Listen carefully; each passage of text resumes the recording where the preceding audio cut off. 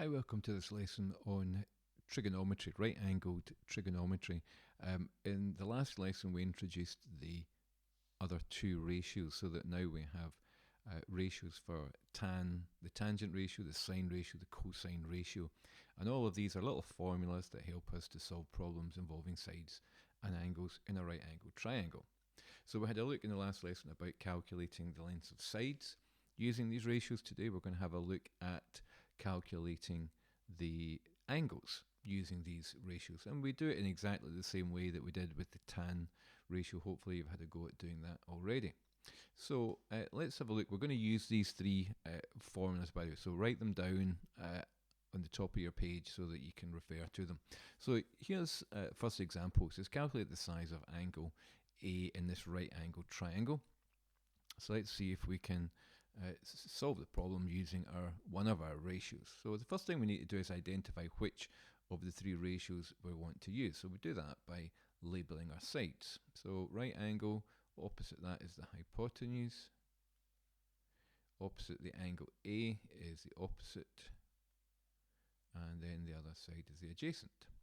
So this time, before we can choose the ratio, we've got to kind of think, okay, well, what two sides do we know? Okay, and let's get the highlighter. So we've got information about the hypotenuse, and which is 20. We've got information about the adjacent, which is 13.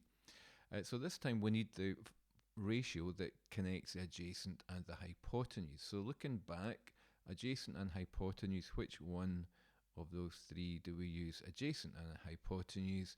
Well, that's the cos x, adjacent and hypotenuse. So we write down that particular rule. Let's do that. Cos x, cosine x equals adjacent over hypotenuse. We fill out the information that we've got in the diagram. So this time x is the angle. In our diagram here it's marked as A. So we'll say cos A equals, the adjacent side is 13 and the hypotenuse is 20. Now when you're calculating an angle, you know you're going to get the two numbers in your fraction, so we can work that out as a decimal. So cos A is equal to 13 divided by 20. Well, that's 0.65. 0.65. Remember, although quite often there's lots of numbers after the decimal point, we're going to round it to 3 decimal places at least. Okay, so how do we get back to A, the angle? Well, we have to do the inverse of cos. So we have to undo the cos part. Now, if you remember when we did tan, we used this idea of the inverse tan of a number. We're going to do exactly the same with cos and sine. This time we're going to write the inverse cos with a wee -1 of whatever number that you've written down, 0.65. And if you use that in your calculator, so that's your shift or second function button. So we're going to do shift or second function cos, and you'll see the little -1 hopefully on your calculator. Put in your ratio, 0.65 equals 49.458, 49.458, and so on. I'm going to cut it after 1 decimal place. The 5 tells us to round up, so A is 49.5 degrees to 1 decimal place. Calculate the size of angle A. I've answered the question. That's how we use it. So you'll notice that the form of it is exactly the same as when we're using the tangent ratio. You do the same for sine or cos, fill out the information, and this time make sure you're using the cos button, or as it is, the inverse cos function there. Okay, let's have a look at another one, and I've made it a word problem because you're going to start looking at these as well.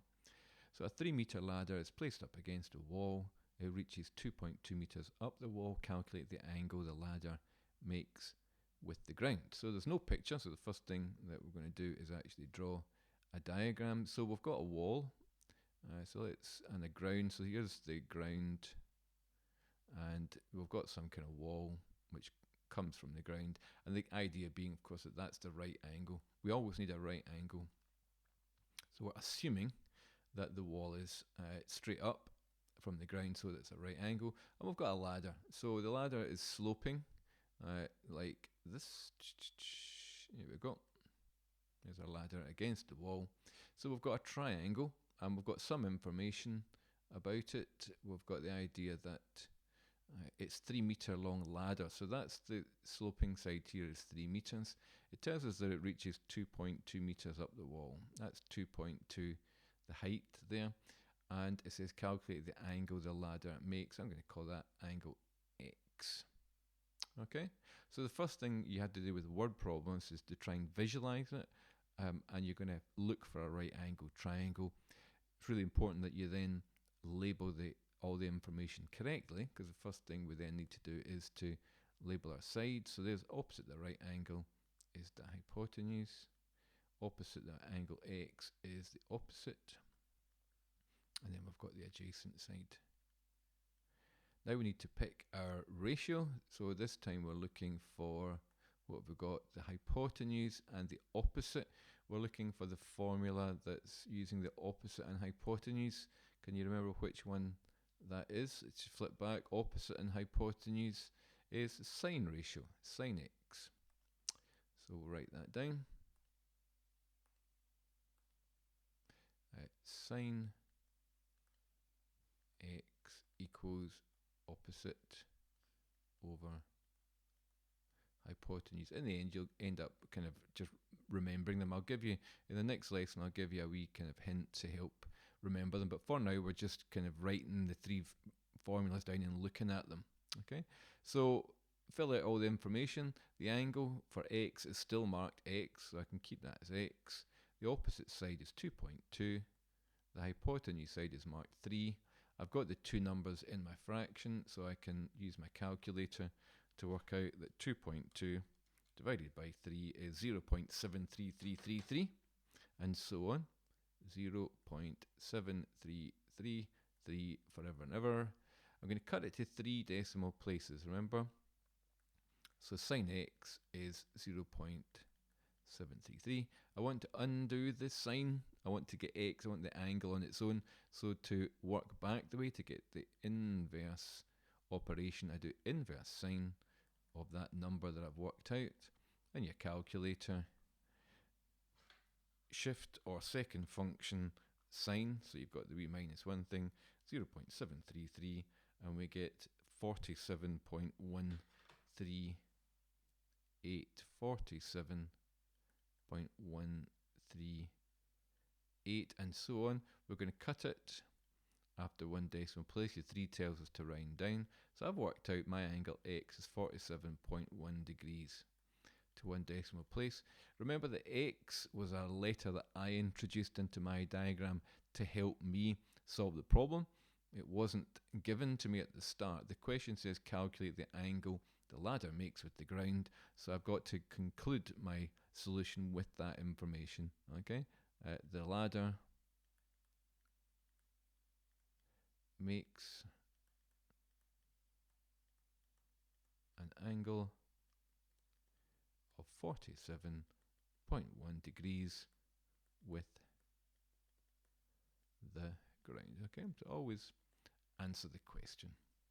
Good, so I hope that's a helpful way of looking at calculating angles using all 3 different ratios. You notice I haven't used tan because I'm kind of assuming that you worked through the other lessons where you used tan in the first instance, but you still might have to use tan as a ratio. Okay, so that's calculating an angle using the 3 ratios. You can go and practice that just now.